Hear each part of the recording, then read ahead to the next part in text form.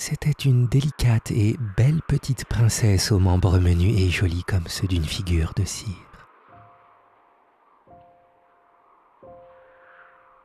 Sa peau transparente était si tendre qu'on l'eût dit animée par une flamme de cierge, une flamme vacillante, éteinte au moindre vent. Et sous ses épais bandeaux du marron luisant des châtaignes, elle dégageait la petite princesse. Une si prenante et si froide impression de blancheur qu'à son nom de Bertrade, on avait ajouté le surnom de la Pâle.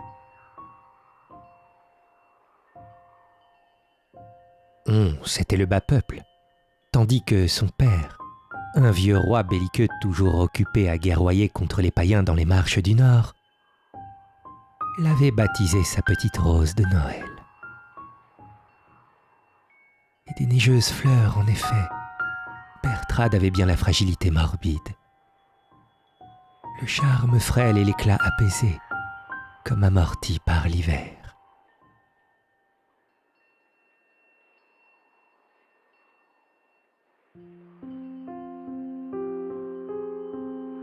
Elle avait eu une enfance un peu assombrie dans ce château de pays de bois et de marais, où son père l'avait fait élever par des gouvernantes à face de béguine, loin du tumulte de la cour. Sa mère, une princesse d'Occitanie qui n'avait jamais pu se consoler d'avoir quitté le royaume aux grèves d'or, était morte quelques mois après sa naissance.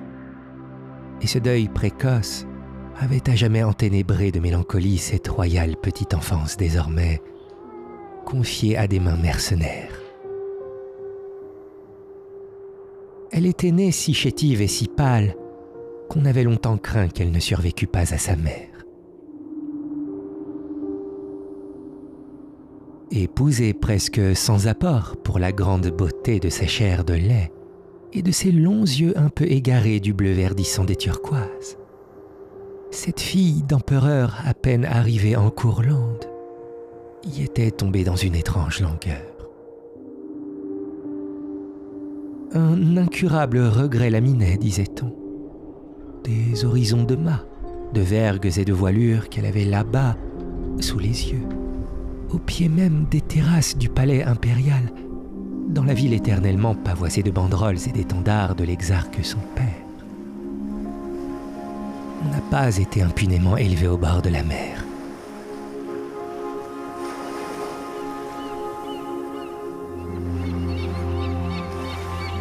Les rumeurs de l'océan, les cris des matelots en partance, les mille et une clameurs d'un port manquaient à cette belle fleur marine qui, transplantée dans cette morne et plate Courlande, toute de tourbières et de forêts, s'y était rapidement fanée de nostalgie, étiolée de regrets.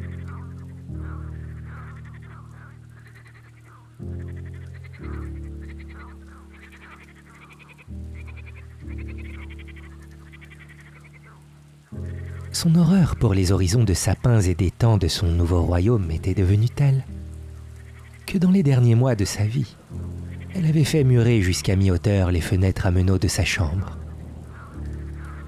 Cette chambre de brocart et de vieilles tapisseries dont elle ne devait plus sortir que les bras croisés sur un crucifix, les pieds raidis dans un cercueil. Et les dolentes journées des derniers temps de sa grossesse et les heures saignantes de ses relevailles, elle les avait passées dans le clair-obscur de la chambre assombrie. Les yeux fixés sur un grand miroir placé très haut, vis-à-vis les fenêtres à moitié condamnées, et qui ne reflétait que les nuées errantes et les aspects changeants du ciel. Sa rêverie ainsi volontairement abusée pouvait se croire encore en Occitanie, sous les firmaments balayés de nuages à cassure de nacre des bords de la mer.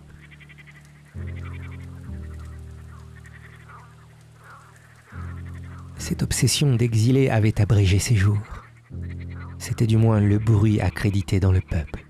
Mais chez les grands, on parlait d'un breuvage néfaste et de la haine d'une princesse du sang, jadis honorée des faveurs du roi et qui avait rêvé de s'asseoir sur la pourpre. la jeune reine aurait payé de sa vie la rancune d'une rivale.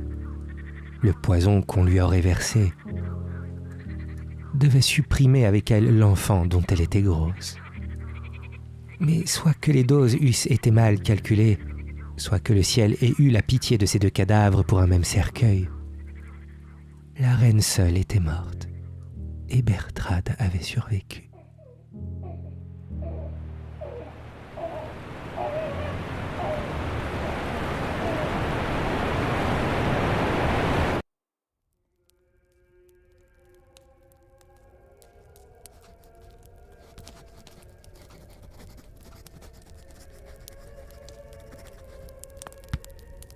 C'était d'ailleurs une cour assez sinistre et pleine d'histoires étranges que cette cour de Courlande. En même temps que Bertrade y grandissait délicate et frêle aux mains des gouvernantes, dans le calme du château des Bois, le roi y faisait élever à la cour un sien neveu, fils d'un frère aîné, le frère même dont il occupait le trône, mort assez singulièrement dans une embuscade de chasse. Le prince noir, c'était ainsi qu'on appelait le prince Otto dans le peuple, était un assez taciturne jeune homme, de 5 années plus âgé que Bertrade, et dont l'incohérente et bizarre conduite autorisait plus d'un mauvais propos. Aussi pâle que sa royale cousine, mais d'une maigreur souple et robuste, il promenait dans les palais de la haute ville, comme dans les bouges du vieux port, un svelte corps d'écuyer toujours sanglé de drogués noirs. Il passait des pires débauches, de celles dont on peut à peine parler, aux pratiques de la piété la plus ardente. On citait de lui des actes de charité presque divine à côté de faits d'une cruauté sauvage, et c'était à la fois le plus effréné libertin du royaume et le plus doux des jeunes moines enlumineurs de manuscrits de toutes les provinces.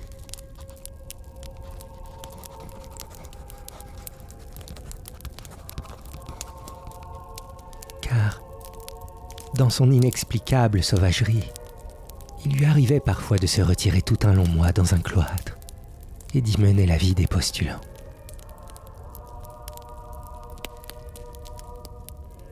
Ses regards fixes et durs d'une froideur d'onyx disaient assez son âme violente. On ne lui avait pas versé de breuvage à lui, mais une rumeur populaire voulait qu'il expiât à sa façon une vengeance de bohémien. Un zingaro, dont par caprice il avait pour une nuit confisqué la maîtresse, et qu'il avait fait, ce sont là jeux de prince, ensuite roué de coups, lui avait donné à quelque temps de là une singulière aubade.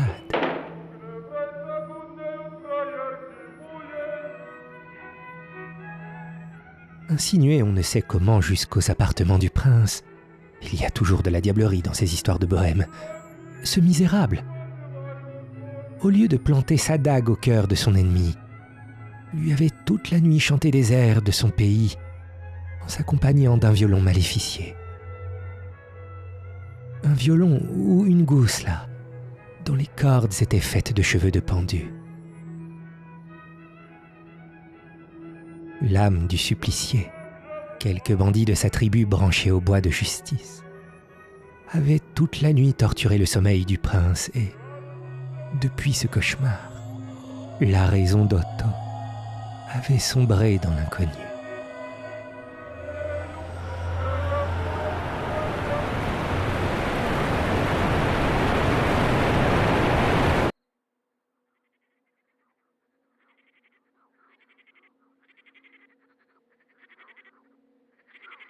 Le vieux roi, accablé par tant de désastres, haussait les épaules et laissait dire, mais avait dû renoncer à tout projet d'union entre le prince et sa cousine.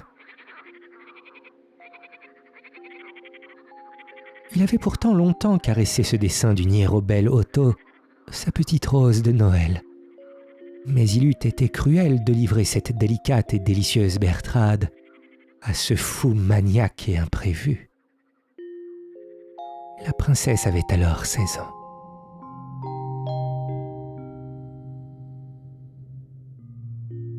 n'avait pas seulement de sa mère l'ovale un peu souffrant de la face, les épaules tombantes où le bleu des veines transparaît sous la peau, et le regard poignant des prunelles lointaines, d'un verre d'eau de fleuve chez la morte, d'un violet d'améthyste chez Bertrade.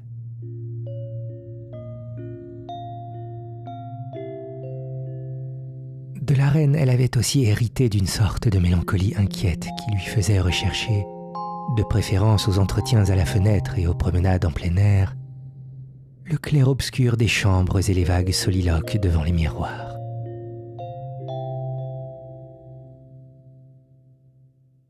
Ses plaisirs favoris étaient de s'enfermer durant de longues heures dans quelque haute salle tendue de tapisserie dont les personnages de laine et de soie finissaient par s'animer insensiblement sous ses yeux.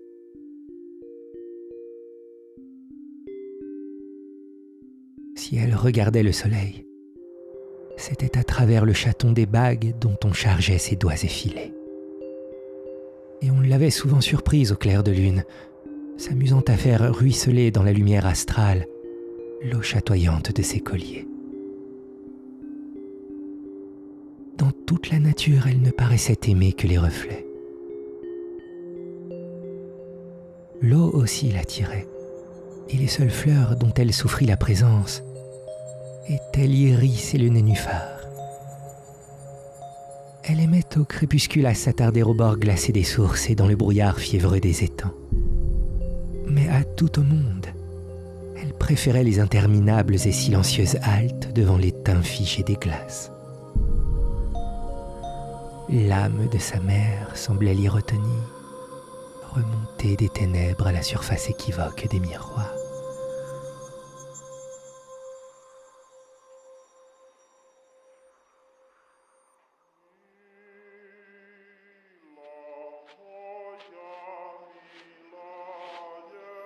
C'est alors que doucement et sans que rien n'eût pu faire prévoir cette fin précoce, s'éteignit, ou plutôt s'endormit entre les mains de ses suivantes, la princesse Bertrade.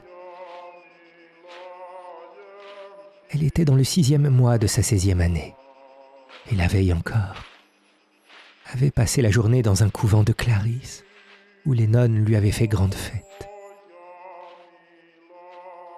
Au retour, dans l'or brûlant du crépuscule, elle avait fait arrêter sa litière au milieu des blés mûrs pour écouter la voix d'un moissonneur qui chantait. Le lendemain, elle était morte.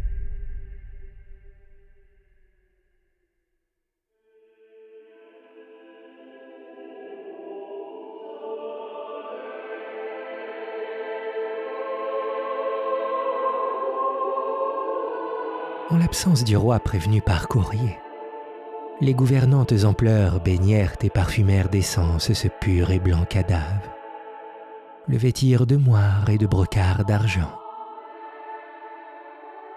Puis, ayant peigné et natté la soie luisante de ses cheveux, la couronnèrent de roses de perles et de moelle de roseaux, comme on en voit aux statues des Madones.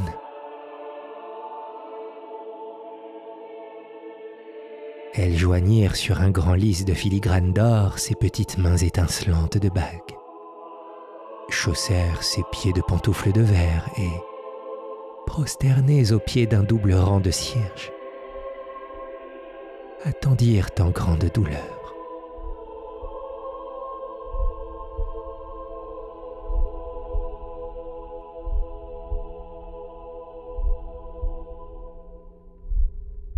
Mais, quand le roi, accablé de chagrins et d'années, pénétra dans la chambre ardente accompagné de l'évêque Afranus, crossé, mitré d'or et la dalmatique violette aux épaules, avec sur leurs pas un cortège en deuil d'archidiacres et de médecins, on découvrit que celle qu'on croyait morte n'était qu'endormie.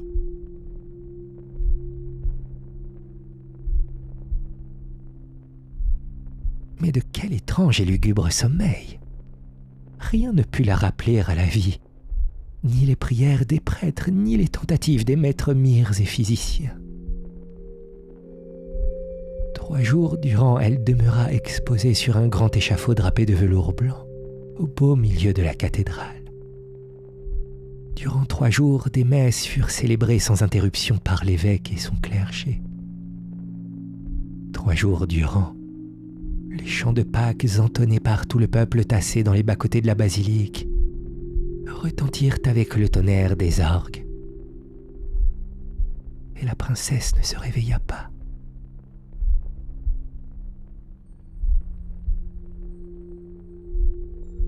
Des pétales de rose s'amoncelaient telle une neige montante au pied de la haute estrade. L'orient des perles de ses colliers miroitait sur le blanc de son cou. Autour d'elle, c'était la clarté de 1000 et 1000 cierges.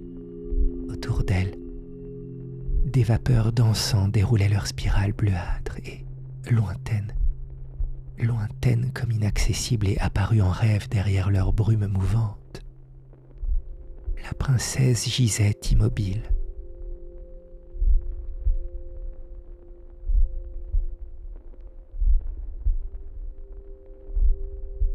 Elle dormait toujours au milieu des brocards, des cires allumées, des psaumes et des fleurs. Elle ne vivait, ni ne mourait.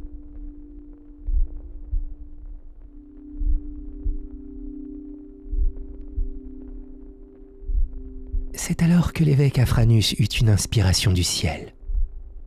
Qui sait si le soleil, le grand air, la bise et la pluie, la force même des éléments ne feraient pas ce que l'Église et ses chants liturgiques n'avaient pu obtenir. Il fit donc construire pour ce doux corps tombé en léthargie un étroit et long cercueil de verre aux 8 angles ornés de lys d'argent ciselé. On y coucha la princesse endormie sur un lit de soie capitonné. Et le vieux prélat décida que, tous les jours que Dieu ferait, on promènerait Bertrade à dos de brancardier à travers les bourgs et les campagnes avec halte, dans toutes les chapelles et tous les couvents du royaume. Un long cortège de pénitents et de fidèles en prière suivrait toujours le corps royal. Dieu prendrait peut-être enfin en pitié leur douleur. La nuit, la chasse voyageuse reposerait dans le cœur des églises ou dans la crypte des cloîtres.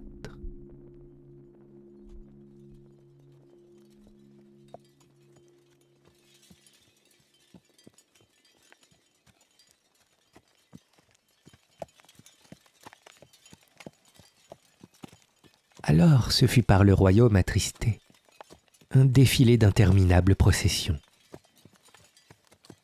On ne rencontra plus désormais par les routes que diacres en surplis et moines en cagoule, psalmodiant des proses de lamentation.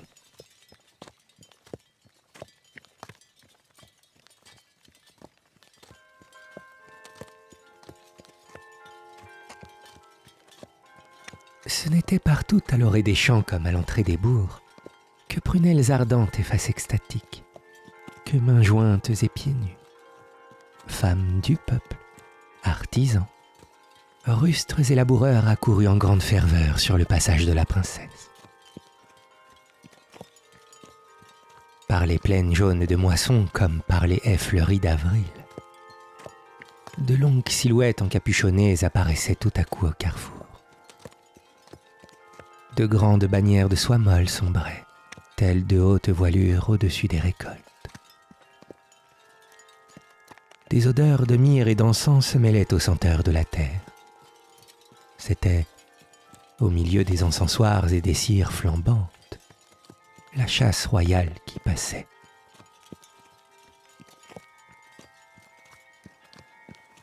Toute blême dans la pâleur de ses brocarts et de ses moires, les paupières closes sous sa couronne de roses de perles, on eût dit une immobile Notre-Dame des larmes, toute de soie et de filigrane. Et les parois limpides de la bière hexagone luisaient au soleil d'août comme de l'eau gelée.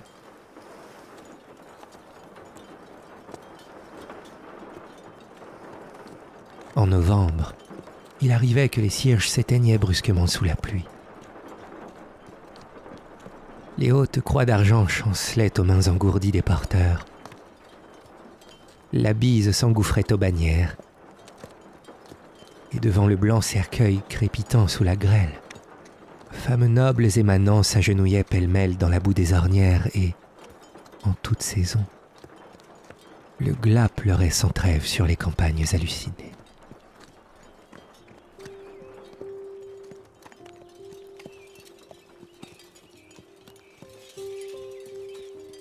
C'était, d'un bout de l'année à l'autre, une suite ininterrompue de lents et somptueux pèlerinages.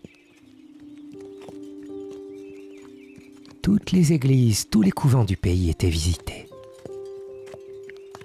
La chasse royale ne réintégrait la capitale du royaume que 2 fois par an, la semaine d'avant Noël et celle d'avant Pâques, grande fête de l'église où une opinion accréditée dans le peuple voulait que l'évêque Afranus donna la communion à la princesse enchantée. Il soutenait ainsi, disait-on, par la miraculeuse substance de l'hostie, ce léthargique et doux cadavre, cet exsangue et royal corps de vierge qui ne pouvait ni revivre ni mourir, mais c'était là, rumeur populaire. La princesse sous verre.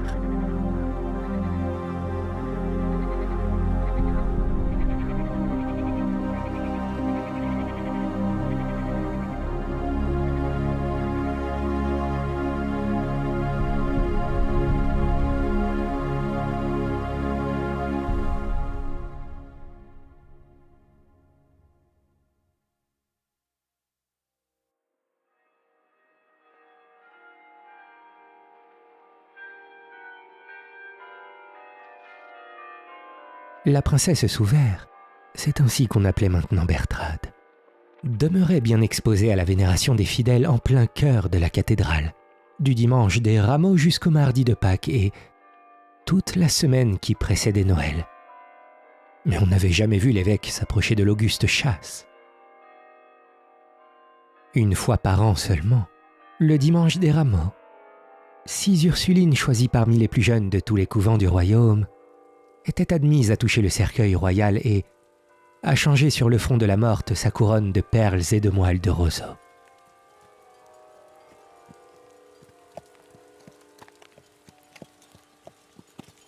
Les fêtes terminées, la princesse et son cortège reprenaient le cours de leur pérégrination sous le soleil et sous la pluie.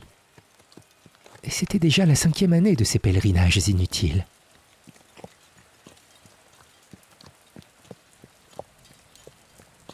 En dépit des prévisions de l'évêque, la princesse sous verre n'avait pas plus remué la soie raidie de ses paupières que le froid d'ivoire de ses belles mains.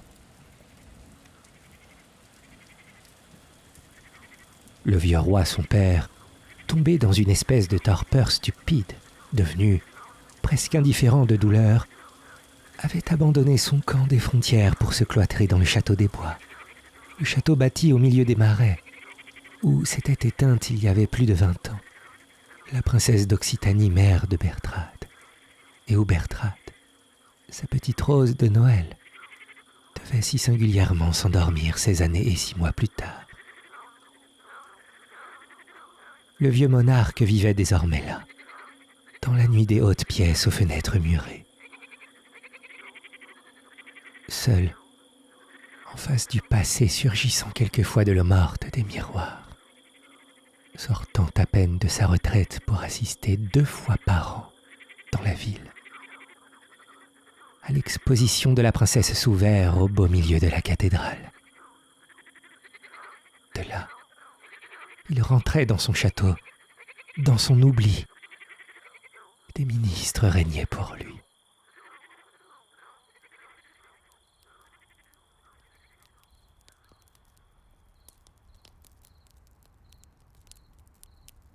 Quant au prince Otto, il avait lui aussi presque entièrement disparu.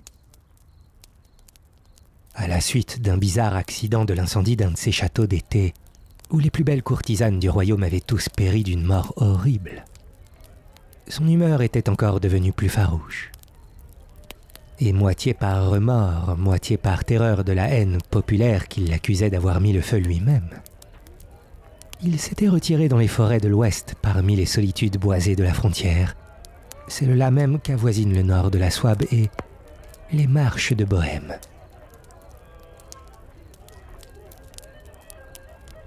L'incendie qu'une odieuse rumeur l'accusait d'avoir allumé au cours d'une fête offerte au duc héritier de Livonie, et au milieu de laquelle les plus belles femmes de ce temps avaient trouvé la mort, avait achevé d'égarer sa raison.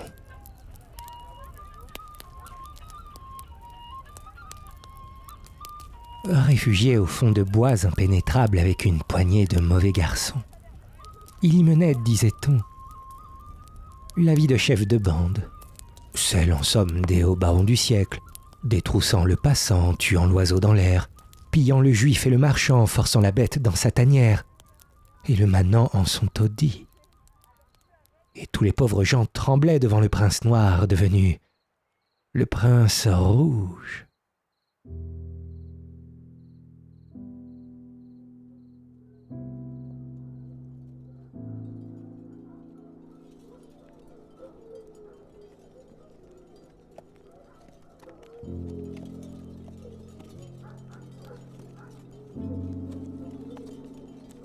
Un dernier exploit d'Otto comblait la mesure.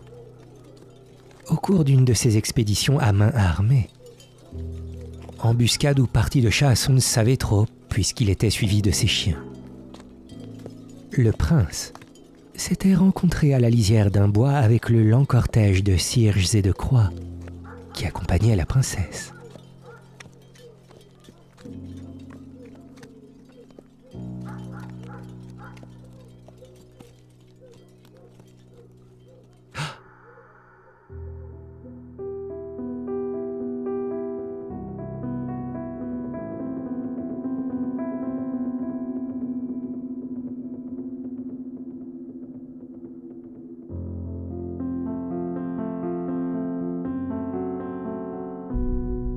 La vue des cires flambantes réveilla-t-elle en lui le souvenir de son crime?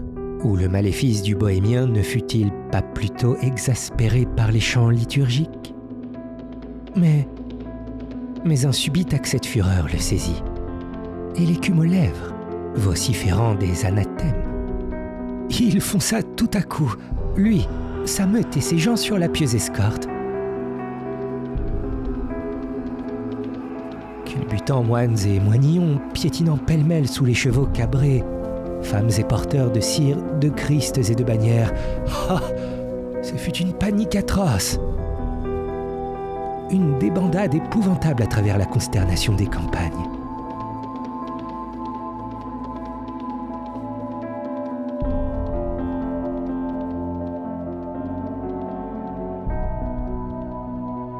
Les brancardiers terrifiés abandonnèrent précipitamment la chasse de verre qui se brisa. Oh!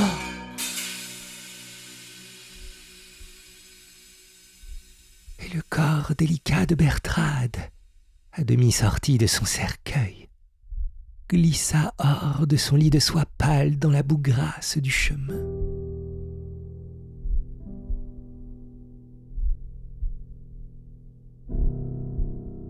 Il y demeura toute la nuit exposé à la pluie de novembre. On le retrouva le lendemain au petit jour, au milieu des chandeliers d'argent et des longues bannières jetées par les fuyards au travers de la route, immobile et pâle, sous ses brocarts flétris, et les éclats poudreux de sa couronne de perles.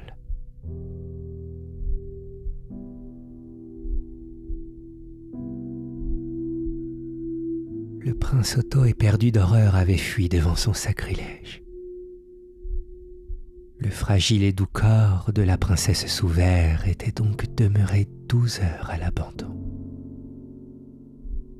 Quand les gens du roi, prévenus en toute hâte, accoururent sur les lieux pour relever la chasse et ramener la princesse au palais, ils reculèrent tous épouvantés.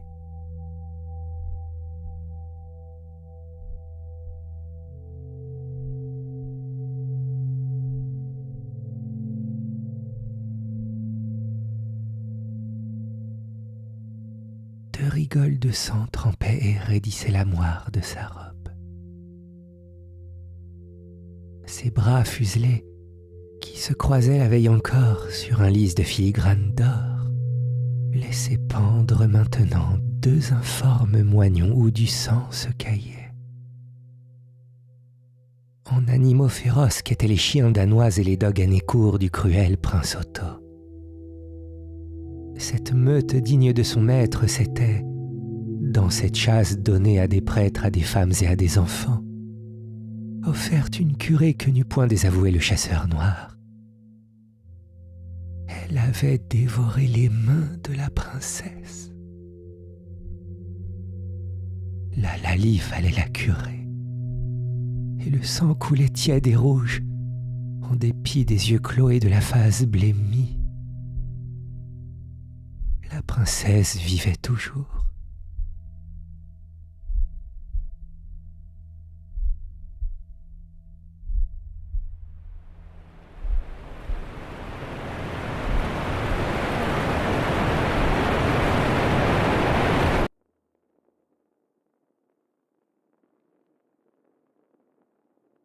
À cette nouvelle, une indignation souleva tout le royaume. Le vieux roi sortit enfin de sa torpeur et décréta dans un édit la mise à prix de la tête du prince. L'évêque Afranus obtint du pape un bref interdisant l'eau, le pain et le sel au sacrilège Otto et à ses compagnons. Des gibets se dressèrent à tous les carrefours. Les complices du prince noir, poursuivis et traqués, y balancèrent leurs cadavres.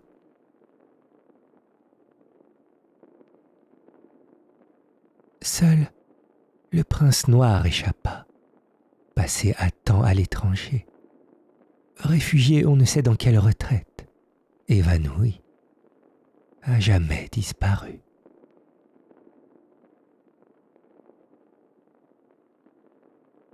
La princesse sous verre réintégra, pour n'en jamais sortir, les 3 vaisseaux de la cathédrale.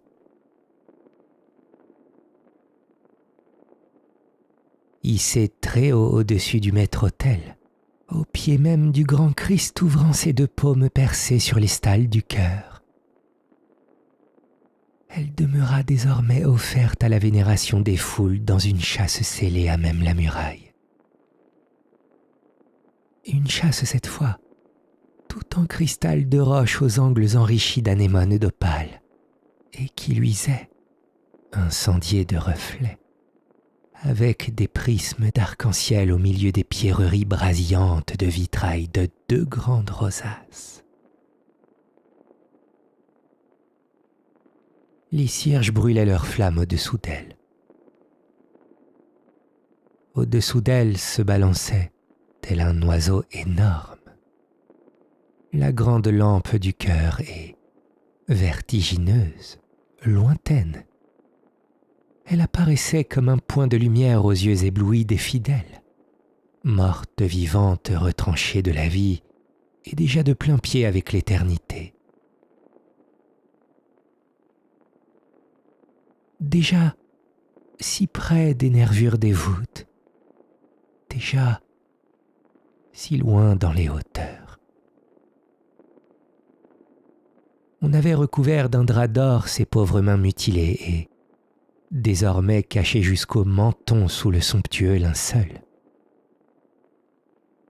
on eût dit une vraie morte bien plus qu'une princesse endormie. Et les gens avaient peur quand, durant les offices, leurs yeux venaient à rencontrer sa petite tête de cire posée sur les coussins, hors du splendide amas d'étoffe.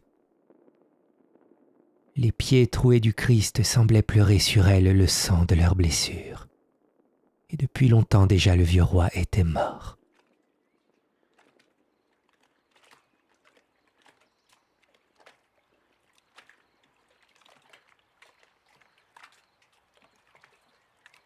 Et des années s'écoulèrent et d'autres rois moururent.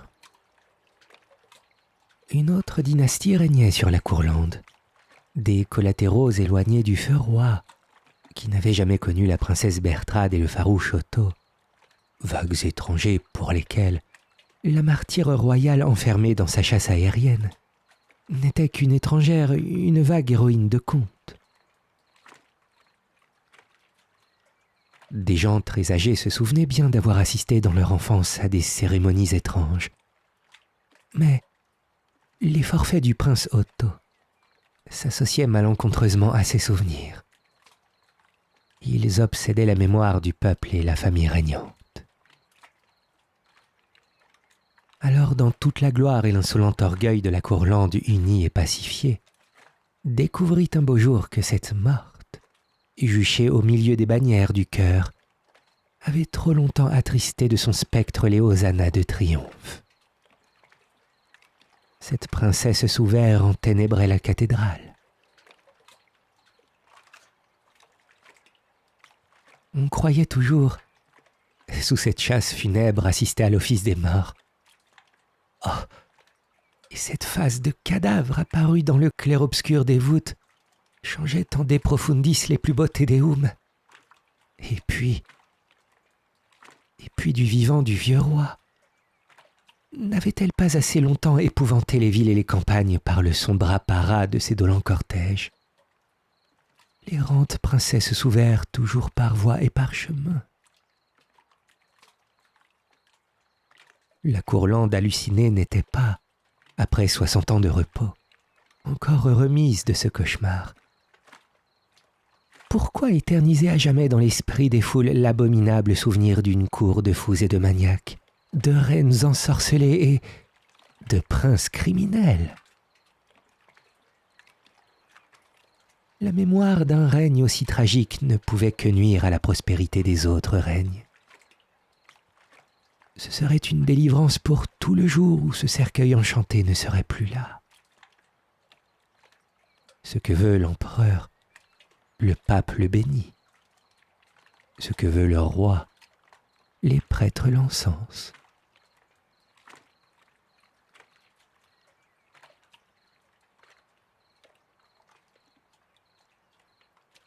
Une nuit, la chasse de cristal où reposait Bertrade fut descendue des voûtes. Pauvre Bertrade la Pâle, l'évêque Afranus n'était plus là pour la défendre. Il y a longtemps qu'il dormait lui aussi, sous les dalles du chœur en compagnie des autres prélats rangés, la crosse en main, sur de hauts sarcophages dans la crypte de la cathédrale. À la place même où la princesse sous verre étincelait, planante au-dessus des fidèles, les armes de la famille régnante s'étalèrent entre les étendards et les trophées de guerre, et le peuple applaudit ce blason héraldique écrasant de l'or de son cimier, le divin tabernacle et la prière des cierges.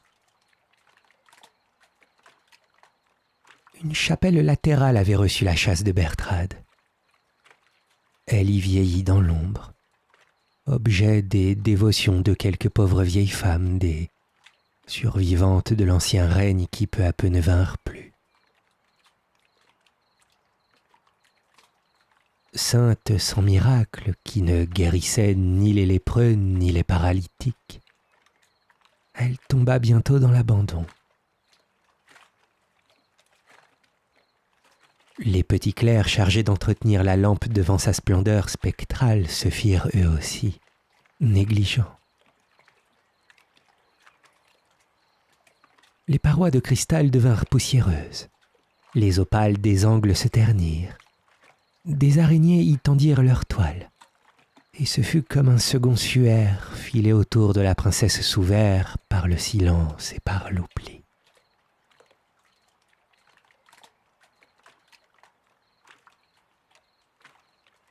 Les moires et les soies qui la touchaient jaunirent. Les fleurs de perles s'égrenèrent et, dans la moisissure et le délabrement de la pauvre chapelle, une angoisse grandit autour de cette morte fantôme apparue telle une poupée de cire sous un linceul d'or froid et des gaz raidis. Une longue ogive aux vitres dépolies versait en toute saison un morne jour d'hiver sur la nappe de l'autel et, posé à même le retable, le cercueil de verre y luisait tristement, tel un bloc de glace où se serait figé un cadavre. Oh, on n'allumait jamais les cierges, jamais diacre n'y célébrait de messe. et les dévotes attardées à quelque hôtel voisin redoutaient, une fois la nuit tombée, de passer devant la chapelle et à cause de cette morte et à cause de cette plaie sous ce suaire qui peut-être saignait toujours. Et comme de mauvais prêtres, pour complaire au prince régnant, parlaient de sorcellerie et citaient des histoires de vampires retrouvés frais et gras dans leurs fosses, les yeux clos comme ceux de la princesse et, comme elle, paraissant dormir, le haut clergé s'émut et résolut de dérober cette fille de roi aux soupçons populaires. Il fallait rendre aussi, et le plus tôt, occulte la chapelle suspecte. Un scrupule pourtant arrêtait le chapitre. On pouvait, sans sacrilège, enterrer ce corps léthargique qui peut-être n'avait point cessé de vivre. On s'arrêta à ce projet. Déposer la chasse royale sur une barque et confier l'une et l'autre au courant du fleuve, à la merci de Dieu. La chasse fut transportée par une nuit sans lune sur la berge, au milieu des oserets qui s'étendent derrière la cathédrale.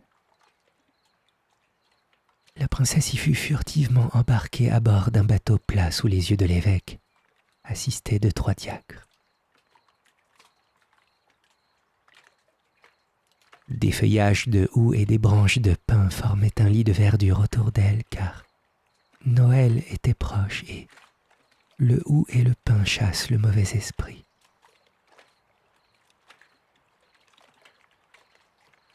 Puis l'évêque donna une dernière absoute. On poussa la barque dans le courant du fleuve et la morte exilée se mit doucement à descendre. Ils la suivèrent longtemps des yeux, et, quand ils la crurent enfin hors de la ville, ils rentrèrent précipitamment dans l'église et y célébrèrent une messe basse qui mit en repos leur conscience.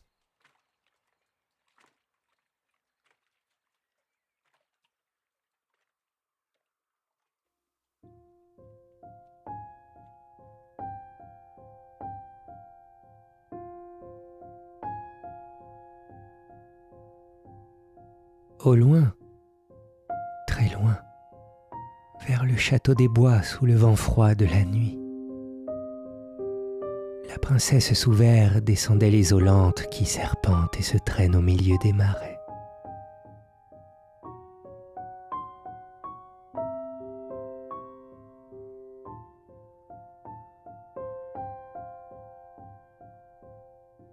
Elle vogua ainsi durant des lieues et des lieues entre les berges désolées par l'hiver. Les roseaux séchés tintaient mélancoliquement sous la bise aigre. De gros nuages gris fuyaient éperdus dans le ciel et les nuits d'étoiles.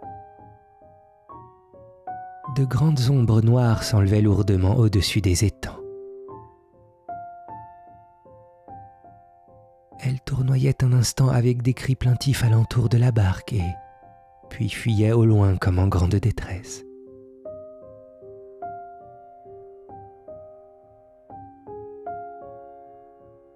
Et rien n'était plus triste au-dessus des eaux pâles que ces appels d'oiseaux sauvages.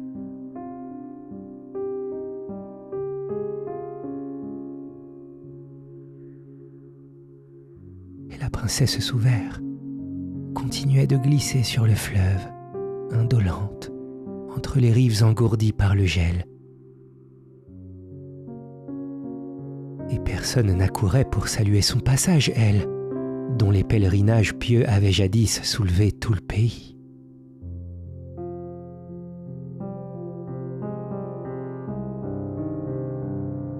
L'épais brouillard des soirs et le givre des aubes la baignaient tour à tour, et sous la pluie, le vent, le verglas et la neige, la châsse de cristal reluisante et lavée, avait l'éclat des anciens jours.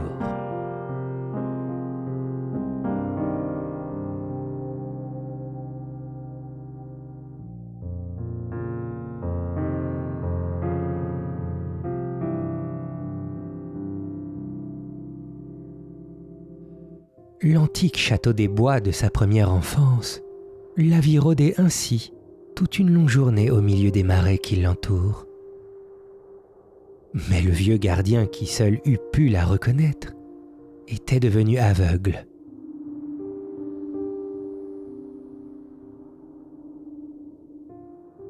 On n'ouvrait plus à cause de ses yeux perdus les épais volets des croisées, et la princesse sous verre passa sans un salut à l'ombre de ses tours.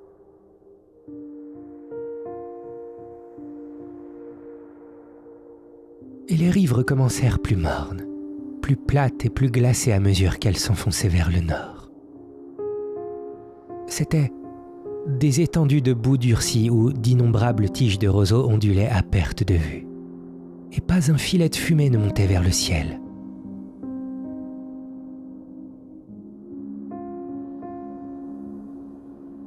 Elle parvint ainsi l'avant-veille de Noël, dans une solitude éclatante et figée, toute de tourbières et d'étangs et là, parmi les oseraies brunes et de vastes champs de flèches d'eau jaunie. Les eaux du fleuve commencèrent à se prendre, et la barque s'arrêta à cause des glaçons.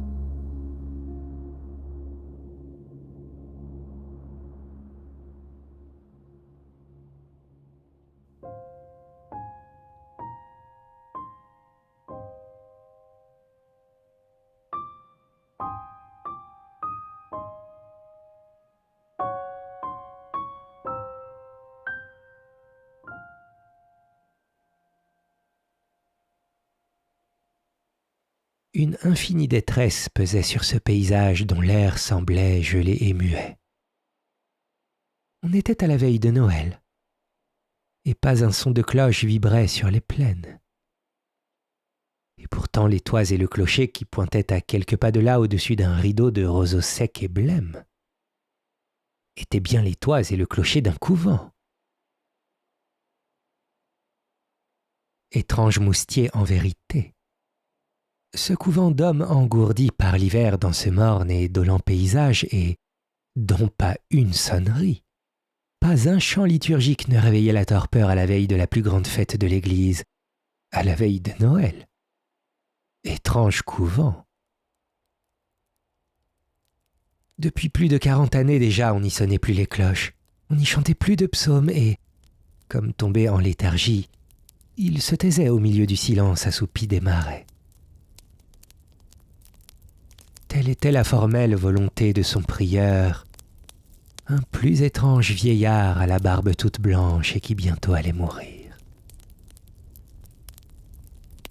Une sombre légende voulait qu'en d'autres temps, du vivant du précédent abbé, un proscrit, un inconnu, à face de bandit, fût venu demander asile dans ce monastère alors tout sonore et d'oraison et d'angélus. L'homme accueilli y avait fait grande pénitence, y édifiant frères et novices par l'austérité de ses jeûnes et l'ardeur de ses flagellations. À son lit de mort, le précédent abbé l'avait désigné pour son successeur. Le vote des moines avait ratifié ce choix. Mais depuis lors, au chœur comme dans le clocher, toute voix s'était tue. La prose des cantiques se lisait à voix basse, et depuis 40 ans, toute cloche était muette.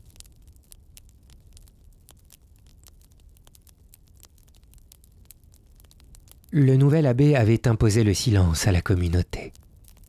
La règle déjà étroite avait sous lui redoublé de rigueur, et dans l'observance exacte de la règle, dans le jeûne, dans la veille, la prière et la pauvreté. Le prieur actuel, un grand pécheur, disaient les uns, un grand seigneur, disaient les autres, attendait pour mourir que la voix des cloches immobiles éclatât dans l'espace. Car le jour où sonneraient les cloches, luirait pour lui l'heure de miséricorde et son passé lui serait pardonné.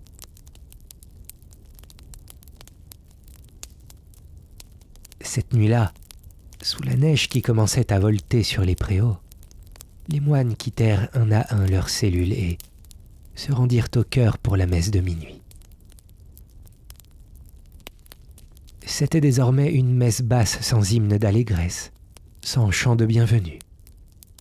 Le prieur y descendit le dernier, si cassé, si vieux, si chargé de chagrin, de remords et d'années qu'il fallait 2 moines pour le soutenir. Il y entra les yeux éteints, la face si hâve et si tirée sous les flots de sa longue barbe, qu'on eût dit un cadavre aux mains de 2 frères.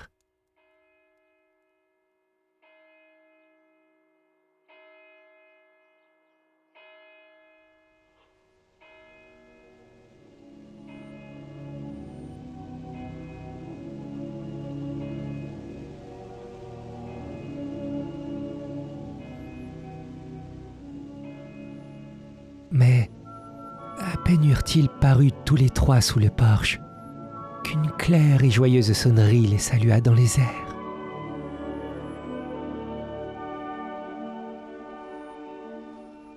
Toutes les cloches en branle carillonnaient dans le clocher, et tous les moines sentirent une surprise exquise se fondre dans leur cœur.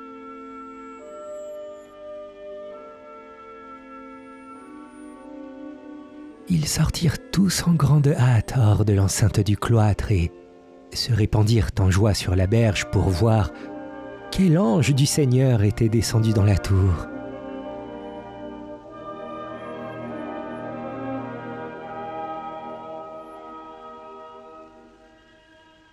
Le prieur ébloui les suivait appuyé sur ses aides, les 2 mains en avant, tâtonnantes.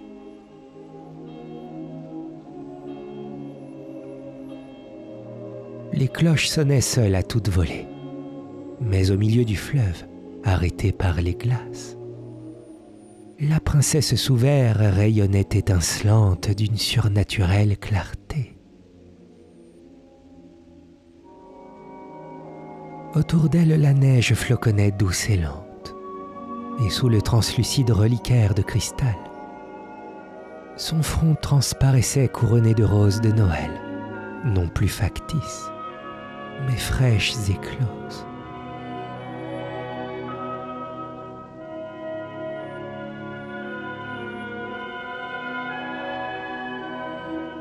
Son corps bienheureux avait rejeté son linceul, et, le sourire aux lèvres, ses longues paupières closes, elle dormait.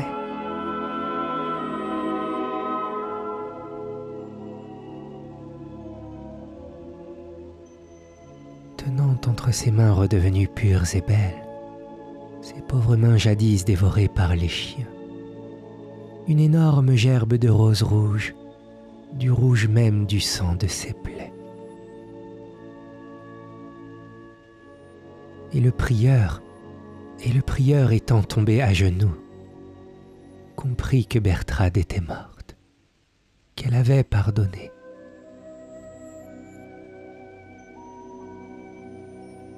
Et que lui aussi allait mourir.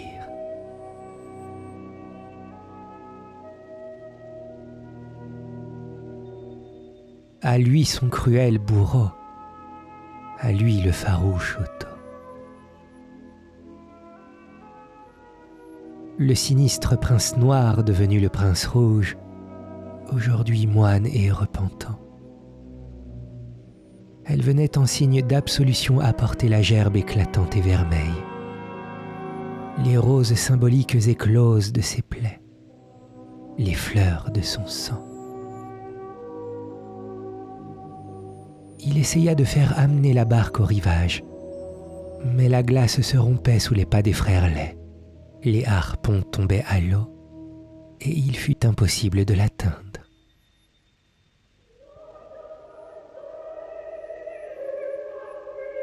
Toute la nuit, le prince Otto la passa en prière, à genoux sur la berge.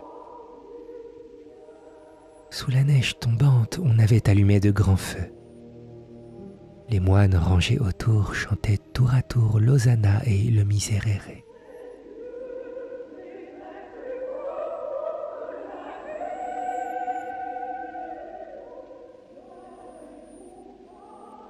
Sur le couvent en fête, les cloches sonnaient toujours. Aux premières lueurs de l'aube, les glaces se fondirent. la barque merveilleuse descendit les eaux lentes, puis disparut à un tournant du fleuve.